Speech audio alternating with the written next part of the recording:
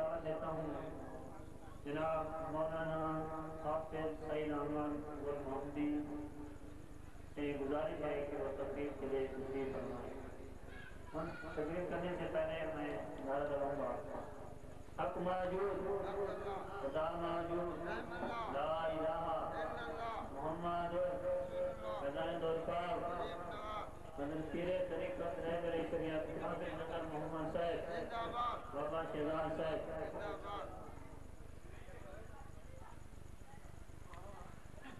نحمده ونصلي ونسلم على رسوله الكريم،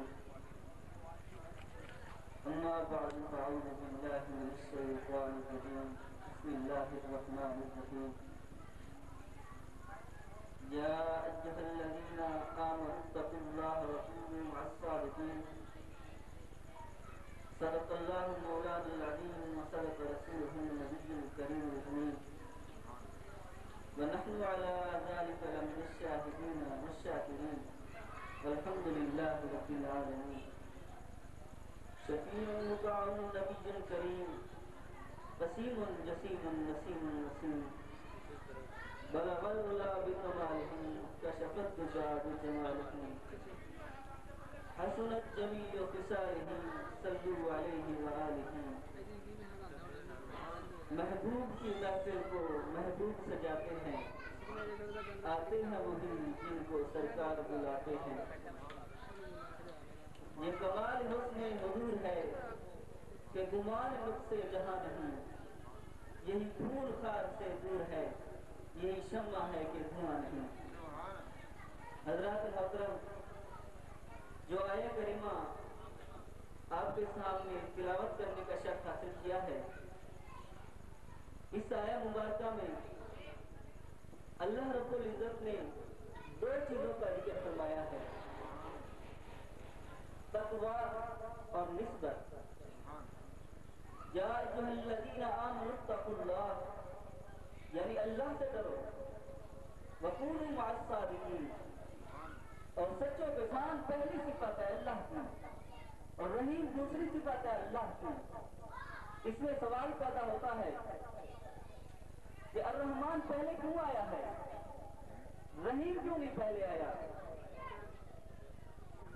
الرحمن اس کا تعلق دنیا سے ہے، اور رحیم اس کا تعلق آخرت سے ہے، اور دنیا پہلے ہے، آخرت بعد میں ہے۔ الرحمن پہلے ہے اور رحیم بعد میں ہے۔ الرحمن اس لیے پہلے آیا ہے۔ بسم اللہ الرحمن الرحیم، اللہ کے نام سے شروع کرتا ہوں۔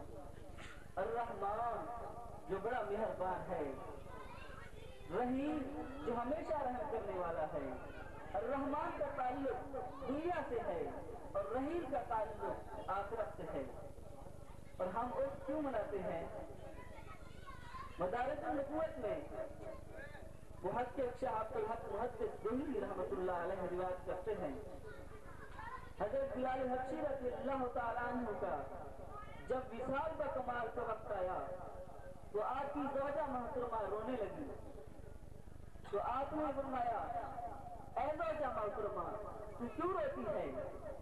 کیا تمہیں اس میں خوشی نہیں ہے کہ آج کل کو مجھے اللہ اور اس مومن کو بہشتی لباس پہنا کر بہشتی بستر پر سلا دیتے ہیں، اور فرماتے ہیں نم تناومت العروس، نم تناومت العروس سے نم یعنی سو جا، تناومت العروس سے کاف مسلیہ ہے، مثل دلہن کے یعنی کہ دلہن کی طرح سو جائے۔ یہ دلہن کا دن ہے، جب مومن کو موت آتی ہے اور عرس کرتے ہیں تو یہ ان کے دلہا بننے کا دن ہوتا ہے۔ جب حضور علیہ السلام شہداء کے قبروں پر تشریف لے جاتے، یہ بھی روایت ہے، حضرت امام فخر الدین رحمۃ اللہ علیہ نقل روایت کرتے ہیں کہ حضور علیہ السلام کا شہداء کے قبروں پر جانا یہ بھی ثبوت ہے، اور صحابہ کرام شہداء کے قبروں پر تشریف لے جاتے اور کہتے السلام علیکم، گویا اسی سے ثبوت ہے۔ اور بعض لوگ کہتے ہیں کہ عرس کیوں کرتے ہیں، عرس اسی لیے کرتے ہیں، اور بعض شامل کر دیتی ہیں کہ عرس جو ہوتا گیا ہے وہاں پر ناچ گانے تھیٹر وغیرہ ہوتے ہیں، بالکل غلط بات ہے۔ اگر ناک پر مکھی بیٹھ جائے تو مکھی کو اڑانا چاہیے، نہ کہ ناک کو ہی کاٹ دینا چاہیے۔ اور اس بازار کے خود ٹھیک ہے، لیکن وہاں پر جو ناچ گانے ہوتے ہیں، تھیٹر ہوتے ہیں، وہ درست نہیں ہے، ان کو ختم کرنا چاہیے۔ مسجد میں اگر کتا داخل ہو جائے تو کتے کو باہر کرنا چاہیے، نہ کہ مسجد کو ہی گرا دینا چاہیے۔ جو میں نے آیہ مبارکہ تلاوت کی ہے، یا ایھا الذین آمنوا اتقوا اللہ وکونوا مع الصادقین، اس کا اشارہ بھی اسی طرف ہے۔ یا ایھا الذین آمنوا اتقوا اللہ، یا ایھا الذین آمنوا، اللہ نے قرآن پاک میں یہ الفاظ مومنین کے لیے فرمائے ہیں۔ یا ایھا الذین آمنوا، اللہ رب العزت نے قرآن پاک میں یہ ایک مرتبہ نہیں، دو مرتبہ نہیں، تین مرتبہ نہیں، بلکہ 88 مرتبہ ارشاد فرمایا، یا ایھا الذین آمنوا، اے ایمان والو، اتقوا اللہ، اللہ سے ڈرو۔ یہ لفظ پہلی امت کے نبیوں کو اس کتاب سے پکارا جاتا تھا، یہ عزت غلامان رسول کے لیے ہے۔ یا ایھا الذین آمنوا، اسی لیے اللہ نے براہ راست امت رسول سے فرمایا، یا ایھا الذین آمنوا اتقوا اللہ، اے ایمان والو اللہ سے ڈرو، وکونوا مع الصادقین، اور سچوں کے ساتھ ہو جاؤ۔ سچوں کے ساتھ ہو جانا یہ بھی ایک نسبت ہے۔ نسبت کہتے کسے ہیں؟ کسی چیز کا کسی چیز سے تعلق ہو جائے، کوئی چیز کسی چیز سے ریلیٹڈ ہو جائے، کسی چیز کا کسی چیز سے کانٹیکٹ ہو جائے، اسے نسبت کہتے ہیں۔ میں مثال دیا کرتا ہوں کہ ایک اینٹ ہے جو مسجد کے فرش پر لگی ہوئی ہے، اور دوسری اینٹ ہے جو گلی کے فرش پر لگی ہوئی ہے۔ جو مسجد کے فرش پر اینٹ لگی ہوئی ہے اس پر کوئی شخص جوتا پہن کر نہیں جائے گا، اور جو گلی کے فرش پر اینٹ لگی ہوئی ہے اس پر کوئی شخص جوتا اتار کر نہیں چلے گا۔ وجہ کیا ہے؟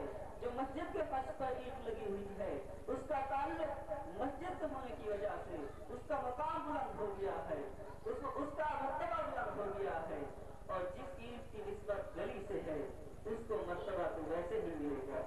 نعرہ تکبیر، نعرہ رسالت، نعرہ حیدری۔ اللہ رب العزت نے دو چیزوں کا ذکر فرمایا ہے، تقویٰ اور نسبت، اور شیطان اس کا جو ہے ارشاد فرمایا، ان الشیطان للانسان عدو مبین، بے شک شیطان انسان کا کھلا دشمن ہے۔ اس چور سے بچنے کے لیے حکم ہوتا ہے، وَكُونُوا مَعَ الصَّادِقِينَ، سچوں کے ساتھ ہو جاؤ۔ کسی اللہ والے سے نسبت جوڑ لو، کسی مرد درویش کا دامن تھام لو، کسی حق پرست کے قدم سے لپٹ جاؤ تاکہ تمہارے ایمان کی حفاظت ہو جائے۔ حضرت امام فخر الدین رضی رحمۃ اللہ علیہ سے جب موت کا وقت قریب آیا تو شیطان آ گیا اور کہنے لگا، کیونکہ جس وقت موت کا وقت ہوتا ہے تو شیطان ہر ممکن کوشش کرتا ہے کہ کسی نہ کسی طرح اس کے ایمان کو ضبط کر دیا جائے، کیونکہ وہ وقت ایسا ہوتا ہے کہ اس وقت جب انسان ایمان سے پھر گیا پھر واپس نہیں لوٹتا۔ وہ شیطان کہنے لگا کہ اے راضی، تو بڑا مناظر تھا اور مناظرے کرتا تھا، کیا تم نے کبھی خدا کو پہچانا؟ اس نے کہا اللہ ایک ہے۔ اس نے کہا اس پر کوئی دلیل؟ حضرت امام فخر الدین رضی رحمۃ اللہ علیہ نے ایک دلیل پیش کی، اس نے وہ دلیل رد کر دی، آپ نے دوسری دلیل پیش کی، اس نے دوسری دلیل رد کر دی، آپ نے تیسری دلیل پیش کی، اس نے تیسری دلیل رد کر دی، حتیٰ کہ آپ نے 360 دلیلیں پیش کی، اور وہ شیطان ملعون 360 دلیلیں رد کر دی۔ اب آپ مایوسی کے عالم میں بیٹھے ہوئے ہیں، سوچ رہے ہیں کہ اب کیا کیا جائے۔ دور مقام پر آپ کے پیر مرشد حضرت نجم الدین کبریٰ رحمۃ اللہ علیہ وضو فرما رہے ہیں، دور سے فرماتے ہیں کہ اے راضی، تو یہ کیوں نہیں کہہ دیتا کہ میں اللہ کے بغیر کسی دلیل کے مانتا ہوں؟ تو یہ ہے نسبت، اور یہ اللہ سے نسبت جوڑنے سے اس کی ایمان کی حفاظت ہو گئی۔ کی ہو یا تو گیا دل ہرگز دور نہ کیے ہوں، سیاں کو حد میرا مرشد رسدا من وچا حضور دسیے ہوں۔ حضرت محترم حضرت سلطان محمود رحمۃ اللہ علیہ فرماتے ہیں، ایک تن میرا چشمہ ہوئے کہ میں مرشد میں اتنا چاہوں، लूलू दे मुड लख लख चश्मा एक खोला एक कच्चा हूँ इतना जिठिया मेरे सदर ना आवे ते हार किथे वो बच्चा हूँ मुर्शिद दा दीदार है बाहू मेरे लख करोड़ा बच्चा हूँ वो आशिक रसूल वो कह रहा है कि मुर्शिद दा दीदार है बाहू मेरे लख करोड़ा बच्चा हूँ एक नहीं दो नहीं लख करोड़ा बच्चा हूँ बैतुल्लाह अल्लाह का घर है और अल्लाह का वली मज़हरुल्लाह है। हज़रत आरिफ नूरी रहमतुल्लाह अलैह फरमाते हैं कि हज़रत बायज़ीद बस्तामी रहमतुल्लाह अलैह हज के लिए पैदल जा रहे हैं और रास्ते में एक फकीर बैठा हुआ है। वो पूछता है ऐ बायज़ीद तू कहाँ जा रहा है? वो कहता है कि मैं हज के लिए जा रहा हूँ। वो फकीर वो दुनियावी साथी बैठा हुआ है और कह रहा है कि तुम मेरा ही तवाफ कर लो, वहाँ तुम्हें जाकर क्या मिलेगा? घर ही देखोगे, वहाँ तुम्हें सिर्फ काबा नजर आएगा, मेरा तवाफ करने से तुम्हें काबे वाला नजर आएगा। फारसी में फरमाते हैं क्यों राजी गई खुदा राजी गई, जिसने मुझे देखा उसने हक को देख लिया। इसी मकाम पर मुझे अपने शहर करीम हज़रत पाक नबी रहमतुल्लाह अलैह की एक बात याद आती है। जब आपका आखिरी मकाम था, आखिरी वक्त था, तो आप इस तौरात के आलम में होते और फरमाते हैं गिरद काबा देती गई क्यों राजी गई खुदा राजी गई, जिसने मुझे देख लिया उसने हक को देख लिया। अब देखो काबा भी मेरा तवाफ कर रहा है। अल्लाह रब्बुल इज्जत ने कुरान पाक में इरशाद फरमा दिया है कि जो इंसान कसरत नवाज़े से इबादत से जो मेरे कसरत नवाज़े से कुर्बान कर लेता है तो मैं उसके हाथ बन जाता हूँ, वो हाथों से काम लेता है, मैं उसकी आंखें बन जाता हूँ, वो आंखों से देखता है, मैं उसकी ज़बान बन जाता हूँ, वो ज़बान से बोलता है, वो मज़हरुल्लाह बन जाता है।